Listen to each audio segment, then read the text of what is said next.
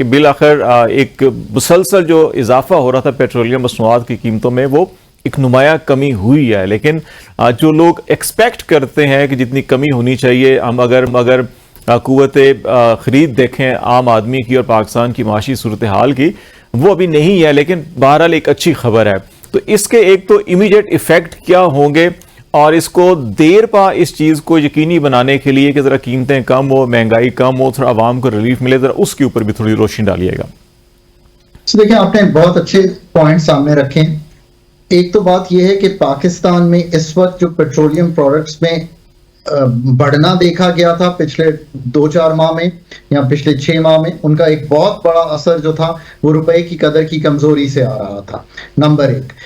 Number 2, इस वजह से भी आ रहा था कि ब्रेंट की कीमत यानी कि ग्लोबल ऑयल प्राइसेस भी बढ़ रही थी, नंबर 2।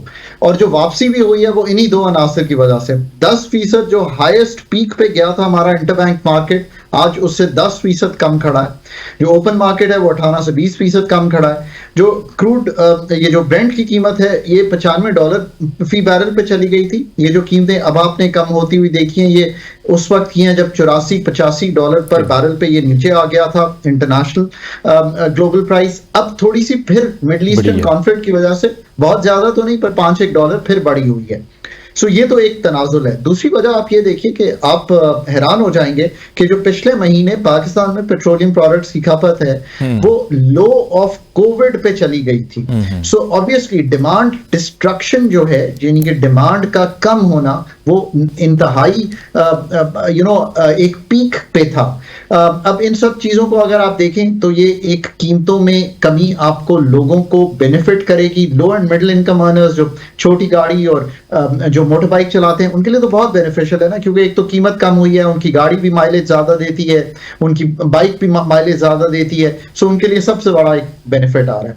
अब आप दूसरा जो हाई स्पीड डीजल है उसमें ₹26 2 हफ्ते में कमी हुई है, उसको अगर आप लेके चलेंगे तो पाकिस्तान की ट्रांसपोर्टेशन क्या है? पाकिस्तान की ट्रांसपोर्टेशन ऑफ गुड्स जो है, और पाकिस्तान की ट्रांसपोर्टेशन होनी किस पे चाहिए? ये होनी चाहिए थी कि ये सारी फ्रेट कैरिंग कैपेसिटी रेलवे की होती, पर ऐसा नहीं है हमारे मुल्क पे। ये सारी तो रोड्स पे है। अगर रोड्स पे है तो डीजल का एक बहुत बड़ा आंसर है, बिकॉज जो बड़ी व्हीकल्स हैं वो सब डीजल पे है। सो लेट्स होप कि उधर, और इसी तरह जो ट्रांसपोर्टेशन लोग इस्तेमाल करते हैं, दो चीजों को इसको नीचे लेके जाना चाहिए कीमतों को। एक, मार्केट फोर्सेस को, ये क्या है? अगर इतनी डीजल और पेट्रोल की जो खपत है वो कम हुई है तो जो मूवर्स हैं उनकी ऑब्वियसली डिमांड कम हुई होगी ना, तभी वो अपनी गाड़ियां उस तरह नहीं मूव कर रहे, तभी वो अपनी बसेस को, ट्रक्स को नहीं मूव कर रहे। तो उनको खुद अपनी मार्केट फोर्सेस पे अगर मैं छोड़ूं तो कीमत कम करनी चाहिए। But having said that, Pakistan है, इसके एक मारूजी हालात हैं। चूंकि कंपटीशन कमीशन ऑफ पाकिस्तान जो है वो तो शायद इतना क्विक एक्ट नहीं कर पाता, यहां हमारे अदारों की कमजोरी है। वरना ये जो कलूसिव बिहेवियर होता है इसको आप जाकर बेहतर कर सकते हैं कि लोग कलूट तो नहीं कर रहे, कीमतों को ऊपर ही रखे हुए।